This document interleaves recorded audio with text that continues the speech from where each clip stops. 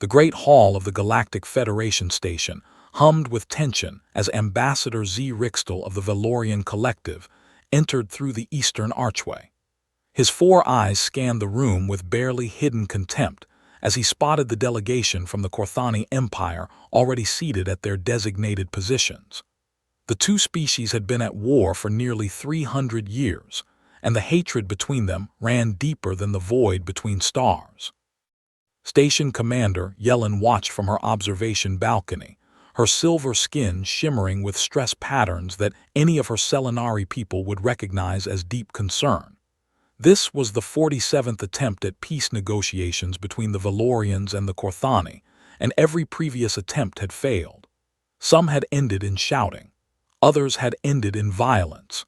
3 had ended in assassination attempts that required emergency medical intervention. The Federation Council had tried everything. They had brought in their finest diplomats from dozens of species. They had offered incentives worth more than some planetary economies. They had threatened sanctions so severe that both sides would face economic collapse. Nothing had worked.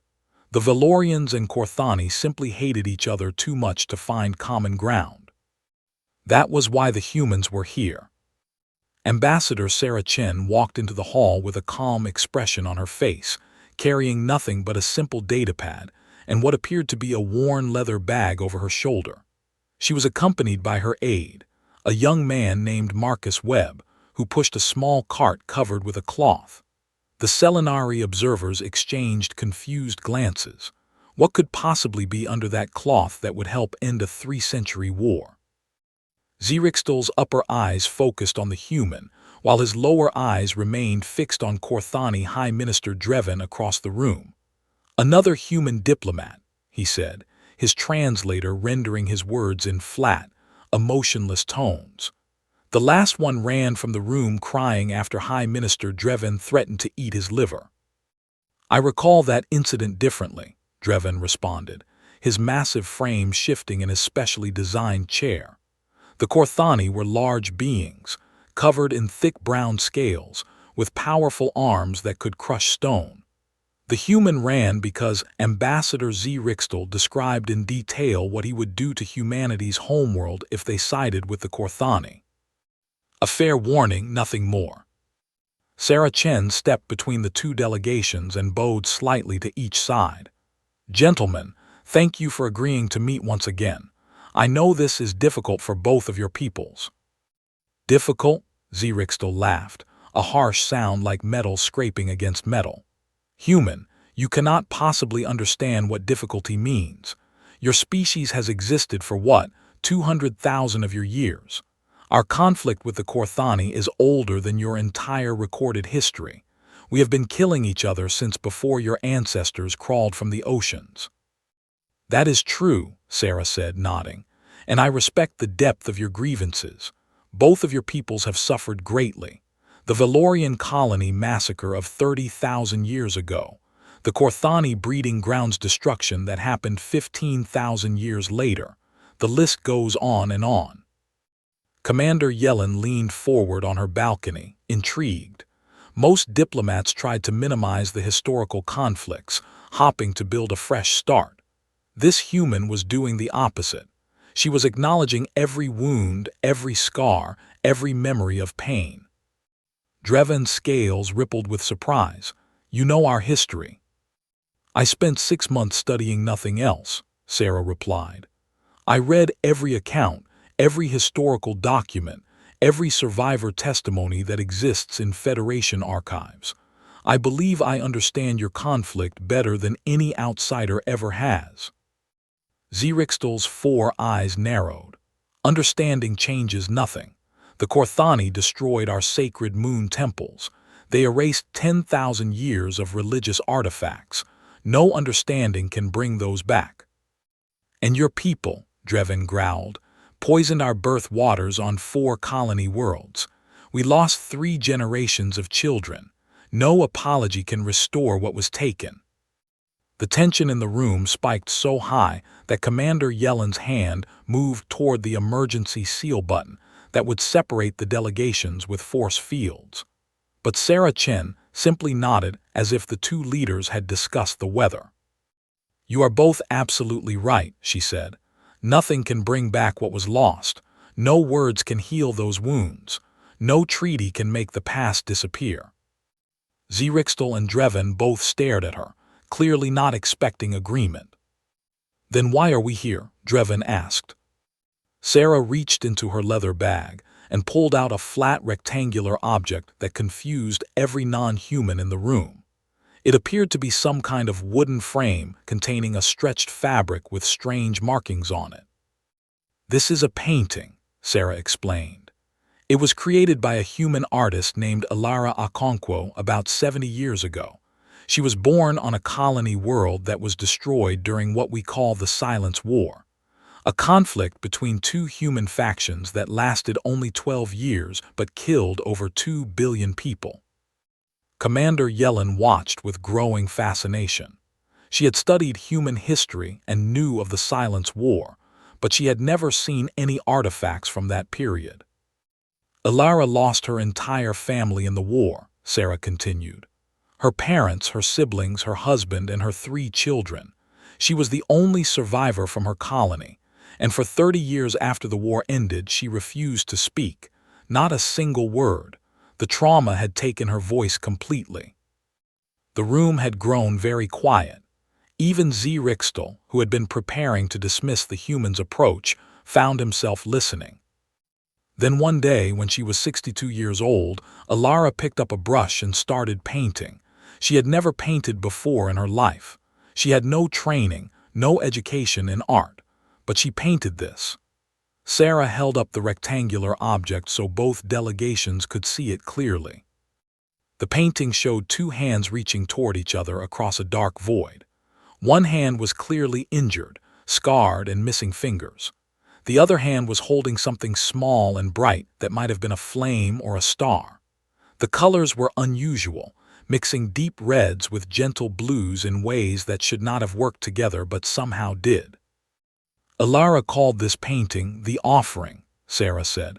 "It was her first attempt to communicate after 3 decades of silence, and the art critics and historians who studied it said it was one of the most powerful works of the post-war period. Do you know why?" Drevin and Zrixtal both remained silent, waiting. "Because it showed the truth that Alara had learned from her 30 years of suffering. The truth that you cannot heal until you are willing to reach out. And you cannot reach out until you accept that the reaching might cause more pain." Sarah carefully set the painting on a stand that Marcus had unfolded from the cart. "I did not come here to negotiate a treaty. Treaties are just words on documents, and words are not enough to end 300 years of war." "Then what did you come here to do?" Zrixtal asked.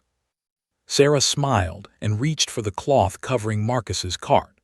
"I came to show you what humans do when words are not enough." She pulled away the cloth to reveal dozens of objects that made no sense to the alien observers. There were tubes filled with colored substances. There were brushes of various sizes. There were blank canvases and strange tools and containers of liquid. It was art supplies. The human had brought art supplies to a peace negotiation between 2 species that had been killing each other for 300 years. Commander Yellen actually laughed out loud before catching herself. This was either the most brilliant or the most insane diplomatic approach she had ever witnessed. The silence that followed stretched on for nearly a full minute before Drevin spoke. "You want us to paint pictures?" "Not exactly," Sarah said. "I want you to create something together, something that has never existed before. Something that neither the Valorians nor the Korthani could make alone." Zrixtal rose from his seat, his tall, thin body trembling with what might have been anger or confusion or both. "This is absurd. We came here to discuss borders and reparations and prisoner exchanges. We came to negotiate the terms of ending a war, and you want us to play with colors like children." "Yes," Sarah said simply, "that is exactly what I want." The Valorian ambassador turned toward the exit. "I am leaving. This is a waste of time." "Before you go," Sarah said, "I want to tell you one more thing about Alara Okonkwo. The person she painted that picture for was a woman named Mei Zhang. Mei was a soldier on the opposing side during the Silence War. She was part of the unit that destroyed Ilara's colony. She was one of the people directly responsible for killing Ilara's family. Zerixtal stopped walking. 20 years after the war, Mei found Ilara. She tracked her down across 3 star systems because she could not live with what she had done. She wanted to apologize. She wanted to face the woman whose life she had destroyed. And when she found Ilara, do you know what happened? Neither ambassador answered, but neither was moving toward the exit anymore. Ilara could not speak. She had not spoken in decades.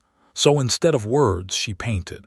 She spent 3 days creating that picture while Mei sat in her studio and watched, and when it was finished, Ilara gave the painting to Mei as a gift. Sarah paused to let that sink in. The woman who killed her family, the woman who took everything from her, Ilara gave her a gift, not forgiveness because some things cannot be forgiven, but an offering, a reaching out across the dark void between them. Commander Yellen found herself wiping moisture from her silver eyes. The story was affecting her more than any diplomatic speech ever had. What happened to them? Drevin asked quietly. They lived together for the next 22 years, Sarah said. They never spoke about the war.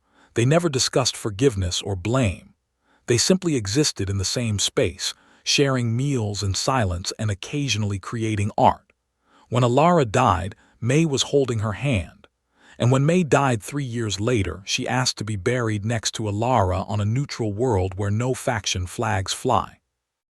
Zerixtal slowly turned back toward the center of the room. His 4 eyes were glistening with something that his species normally considered shameful: emotion. What you describe is impossible between our peoples, he said. We cannot simply forget 300 years. I am not asking you to forget, Sarah replied. I am not asking you to forgive. I am asking you to create something new, something that exists outside the categories of victim and aggressor, of ancient wrong and righteous revenge, something that is just Velorian and Korthani together making something beautiful. Beautiful, Drevin repeated, as if the word was foreign to him. The Korthani do not create beautiful things. We are warriors. We are builders of empires. We do not paint pictures. Sarah walked over to the cart and picked up a wide brush with soft bristles. Your people used to create intricate scale patterns for religious ceremonies. The practice was banned 2,000 years ago because Velorian raiders targeted the pattern artists, but the tradition existed. You were once a people who found beauty in creation. Drevin's massive head tilted to one side. How do you know about the pattern ceremonies? I told you. I spent 6 months studying. I wanted to understand not just your war, but who you were before the war started. And I learned something fascinating about both of your peoples. She turned to Zerixtal.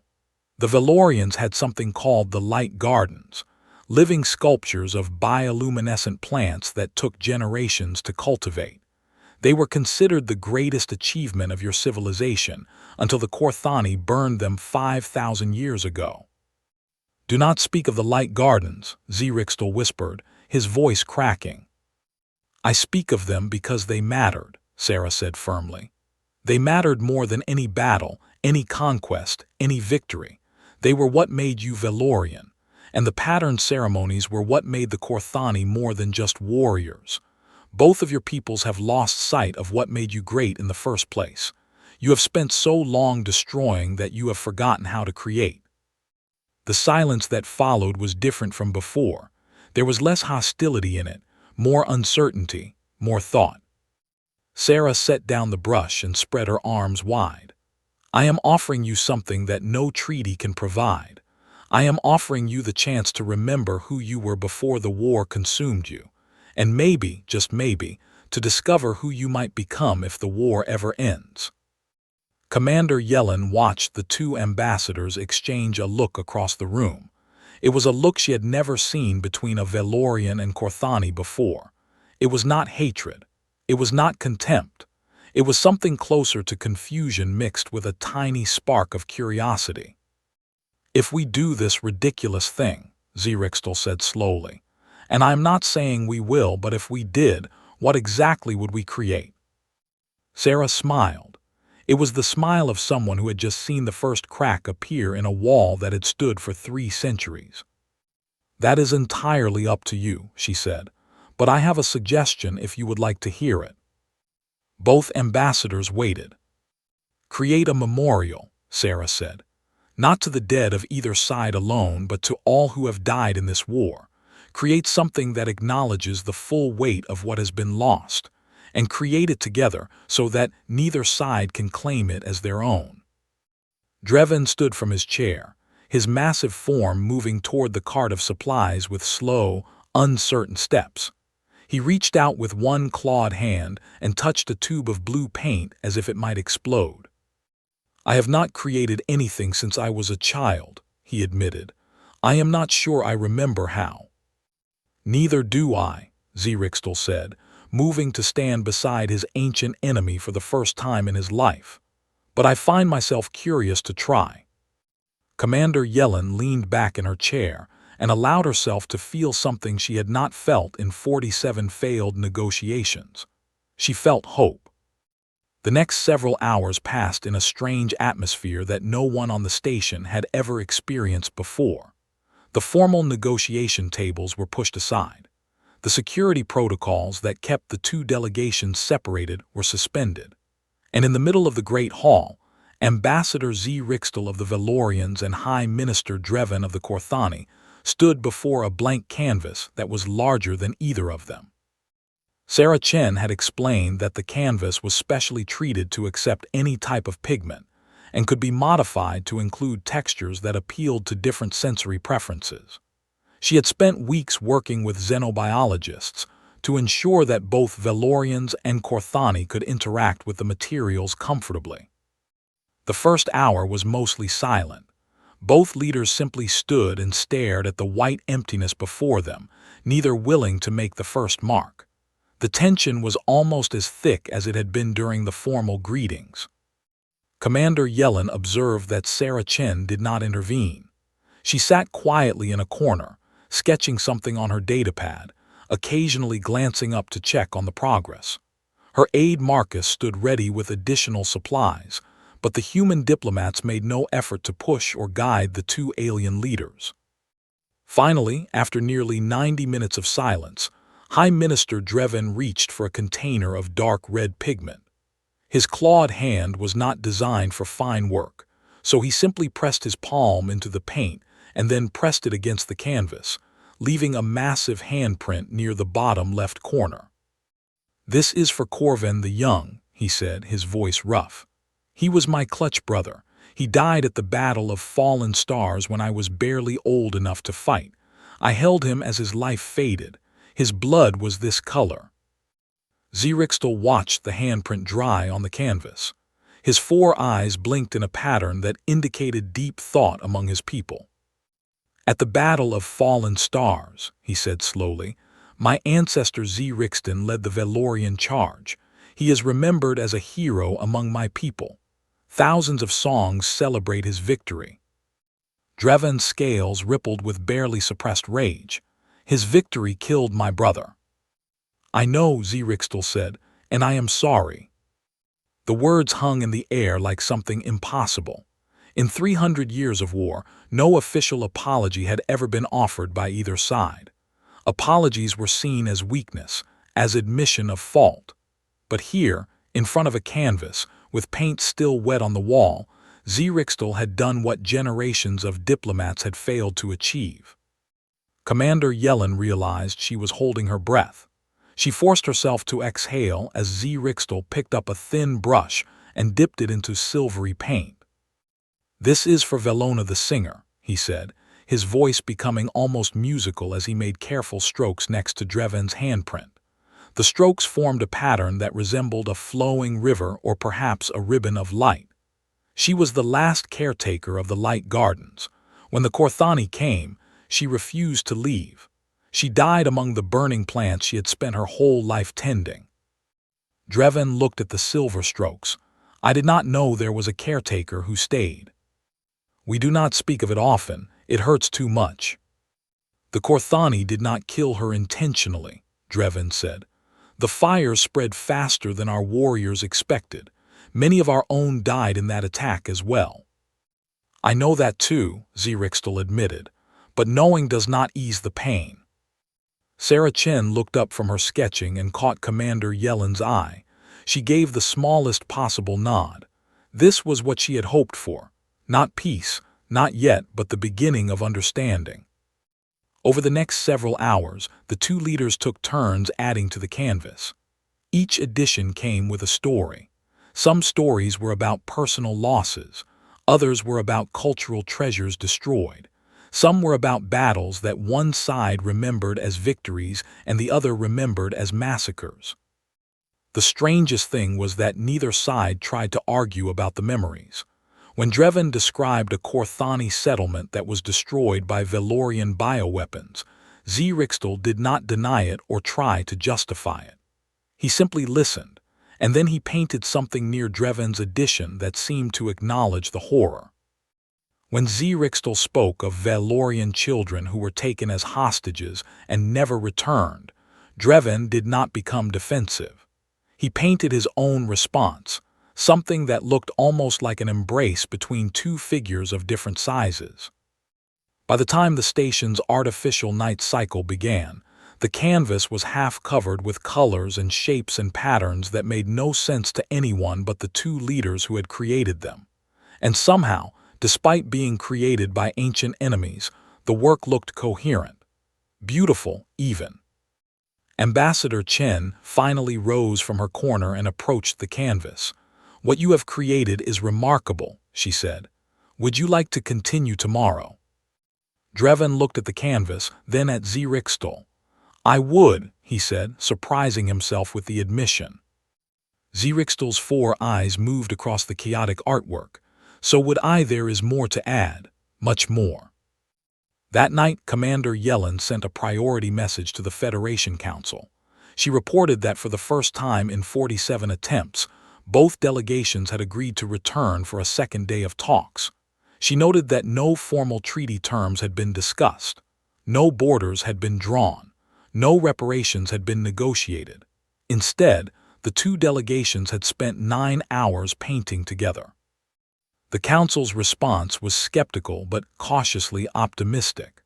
They authorized the continuation of the unconventional approach and requested daily updates on any progress toward formal agreement. The second day began earlier than scheduled because both delegations arrived before the appointed time. Commander Yellen watched with amazement as Zrixtal and Dreven greeted each other with something that was not quite warmth, but was definitely not hostility. Sarah Chen had added more supplies to the cart overnight. There were now materials for sculpture, for weaving, for metalwork, and for several other creative techniques. She explained that different memories might call for different expressions. "Words are limited," she told the delegations during a brief morning session. "They can only describe what was, but art can capture what something felt like, what it meant to those who experienced it, and sometimes that meaning is more important than the facts." Dreven picked up a lump of clay and began shaping it without fully understanding why. The Korthani used to make fertility statues before the war. Each expecting mother would receive a figure shaped by the community elders. It was meant to channel the blessings of all the ancestors into the new life. "What happened to that tradition?" Sarah asked. The Velorians captured a shipment of fertility statues intended for a colony world. They destroyed them and broadcast the destruction across all frequencies. Our people were so angry and humiliated that we banned the creation of new statues. Making them reminded us too much of what was taken. Zrixtal had been listening quietly. "I remember that broadcast. I was young, but I remember the cheering among my people. We thought we had struck a great blow against Korthani morale." "You did," Dreven said, "but you struck something deeper than morale. You struck our connection to our past, our hope for our future." The Valorian ambassador was quiet for a long moment. Then he picked up his own lump of clay and began working it with his thin, precise fingers. Then perhaps we should restore what was struck. Over the following hours, the two leaders worked on clay figures while other members of their delegations watched in stunned silence. The junior diplomats and military advisors who had accompanied each side had never seen their leaders do anything remotely like this. War councils, yes. Strategic planning, certainly. But making statues side by side with the enemy. By midday, Dreven had created a rough fertility figure in the traditional Korthani style. It was not as polished as the ancient masters would have made, but it was recognizable. And next to it, Rixtel had created something that made Commander Yellen's breath catch in her throat. It was a light garden, a small, imperfect sculpture of the bioluminescent plants that the Korthani had destroyed thousands of years ago. The plants were made of clay rather than living material, but the shape was unmistakable to anyone who had studied Valorian history. "I cannot restore what was burned," Rixtel said softly, "but I can remember what was beautiful about it, and I can share that memory." Dreven stared at the little sculpture. His scales shifted through colors that his aides had never seen before. "You made this for us to see." "I made it for us both to see, to remember that we were more than warriors before we became enemies." Sarah Chen stepped forward and placed both sculptures on the growing canvas, creating a three-dimensional element that added depth to the painting behind them. "This is what creativity does," she said. "It bridges gaps that logic cannot cross. It heals wounds that medicine cannot touch. It builds connections that treaties cannot mandate." The third day brought a shift in the dynamics. Word had spread through the station about what was happening in the Great Hall, and curious observers began requesting permission to watch. Commander Yellen allowed a small number of Federation representatives to observe from the balcony, but she kept the main floor clear except for the delegations and the human diplomats.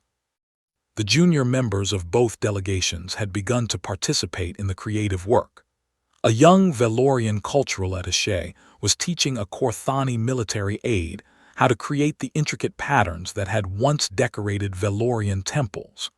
A Korthani engineer was showing a Valorian scientist how to weave plant fibers in the old ceremonial style. The conversations that accompanied this work were careful at first. No one wanted to say something that would shatter the fragile atmosphere, but as the hours passed, the talk became more natural. People began sharing personal stories that had nothing to do with the war, favorite foods, strange customs, embarrassing childhood memories. Commander Yellen noticed that Sarah Chen was taking notes. When she asked the human diplomat about this, Sarah explained that she was documenting the types of conversations that emerged during creative collaboration. "This is how peace actually happens," Sarah said. "Not in formal chambers with formal language, but in informal spaces where people forget to be enemies because they are too busy being themselves." "But can this lead to an actual treaty?" Yellen asked. "The Federation Council will want concrete results." "It will," Sarah assured her, "but the treaty will be different from what the Council expects. It will be built on a foundation that previous treaties lacked: personal connection, shared creation, the understanding that the people on the other side are not monsters, just people who have also suffered." By the end of the third day, the canvas had grown beyond its original boundaries. The delegations had requested additional panels, and the artwork now covered nearly an entire wall of the Great Hall. There were paintings and sculptures and woven hangings, and even some experimental holographic elements that a young Korthani technician had contributed. But more importantly, the leaders had begun to talk, not about formal treaty terms but about the future. What kind of relationship their peoples might have if the war ever ended, what cultural exchanges might be possible, what economic cooperation might look like. These conversations were tentative and often interrupted by old patterns of hostility, but they were happening. For the first time in 3 centuries, Valorian and Korthani leaders were discussing something other than how to destroy each other. Ambassador Chen called for a pause in the creative work on the fourth morning. She gathered both delegations in a semicircle around the massive collaborative artwork and asked a simple question. What should we call this? The question sparked an immediate discussion. The Valorians wanted a name that honored their lost light gardens. The Korthani wanted something that referenced their patterned ceremonies. Neither side wanted to give up their preferred terminology. Sarah let the argument continue for about 20 minutes before intervening. What if it is called The Beginning? Simple and neutral, but meaningful to both sides. Zrixtal and Dreven exchanged a look. It was a different kind of look than they had exchanged on the first day. There was less suspicion in it, more willingness to consider. The beginning of what? Dreven asked. That is for you to decide, Sarah said. But whatever comes next, this artwork will mark where it started. The moment when two peoples who had been at war for 300 years chose to create something together instead of destroying each other. The beginning, Zrixtal repeated, testing the words. I find that acceptable. As do I, Dreven agreed. Commander Yellen felt a strange sensation in her chest. It took her a moment to realize what it was.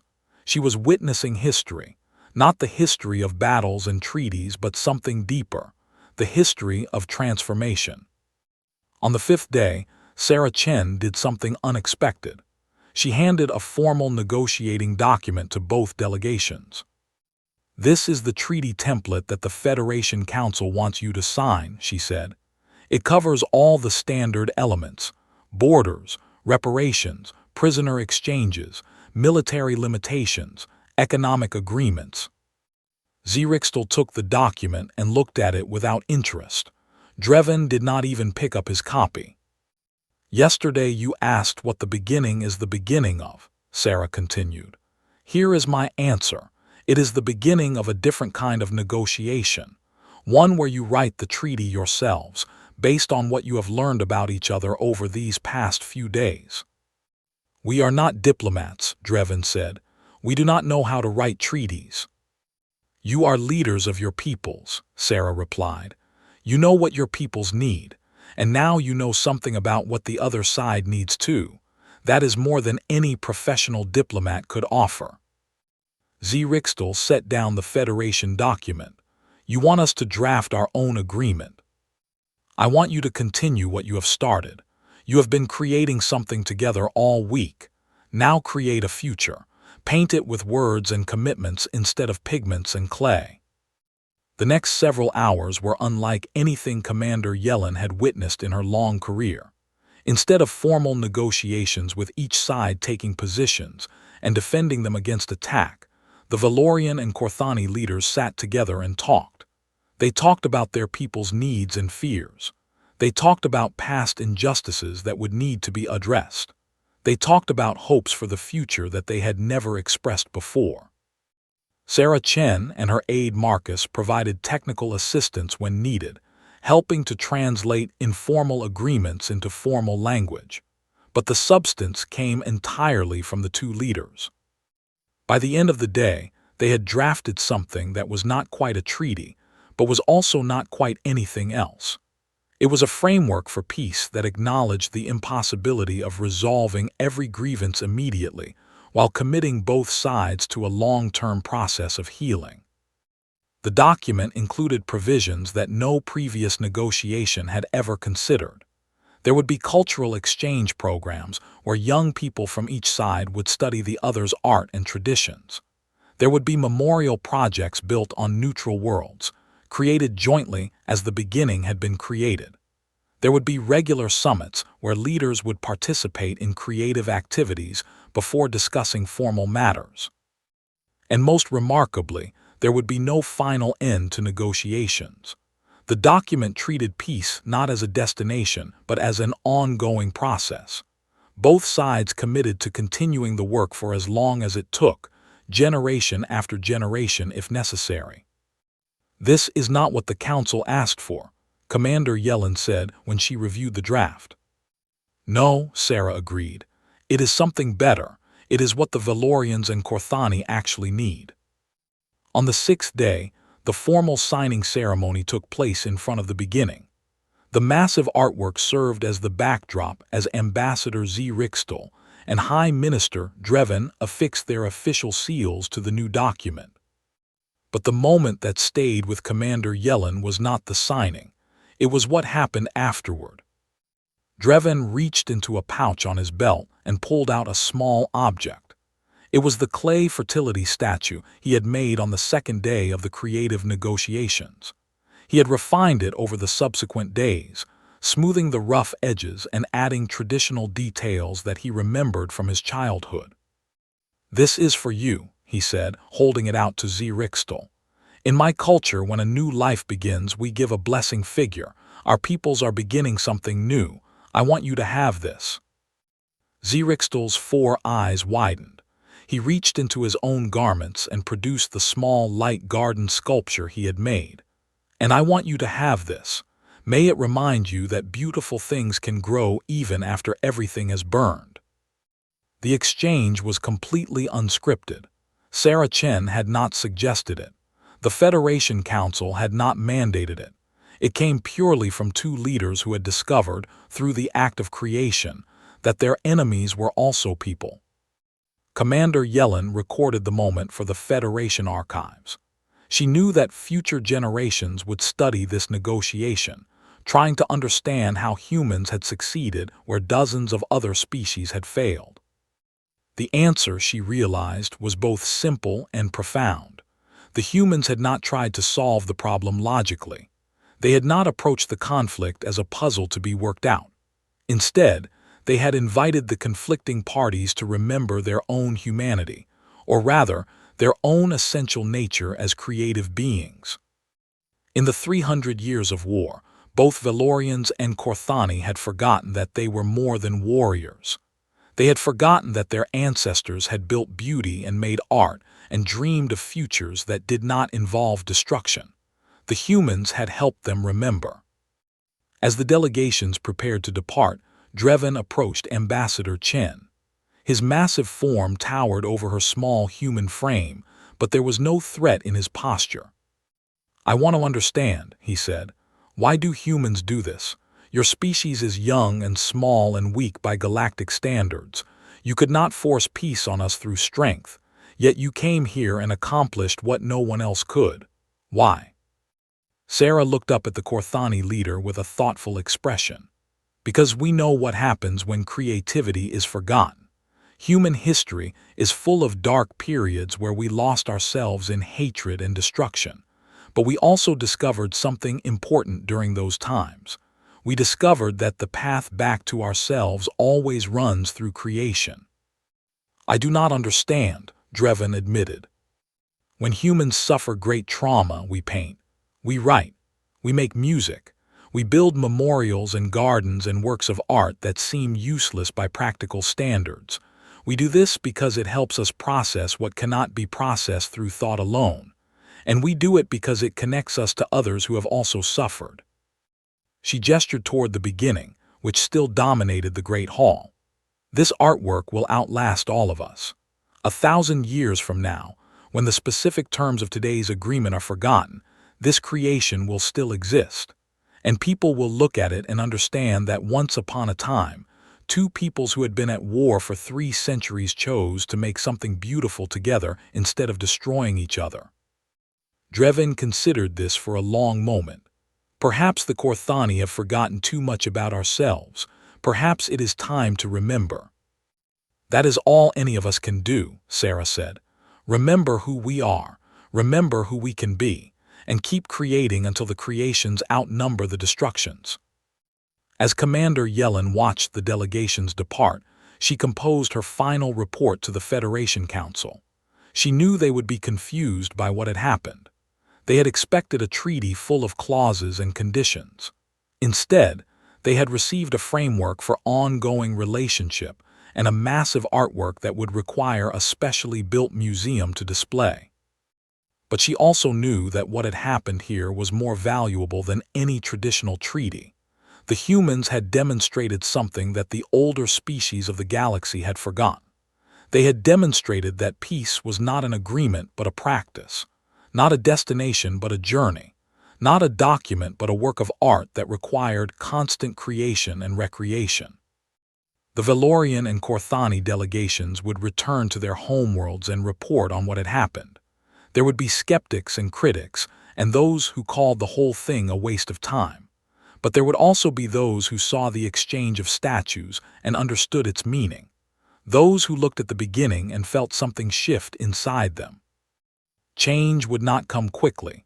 300 years of hatred could not be undone in 6 days, but the first strokes had been laid on a new canvas. The first shapes had emerged from the clay. The first patterns had been woven in the fabric of a different future. And it had all begun because one human diplomat understood that sometimes words are not enough. Sometimes you need to pick up a brush and start painting. Commander Yellen smiled as she completed her report. She had witnessed many strange things in her career as a Federation official, but this was the first time she had witnessed a war ended by art. Perhaps, she thought, there was more wisdom in humanity than the older species had realized.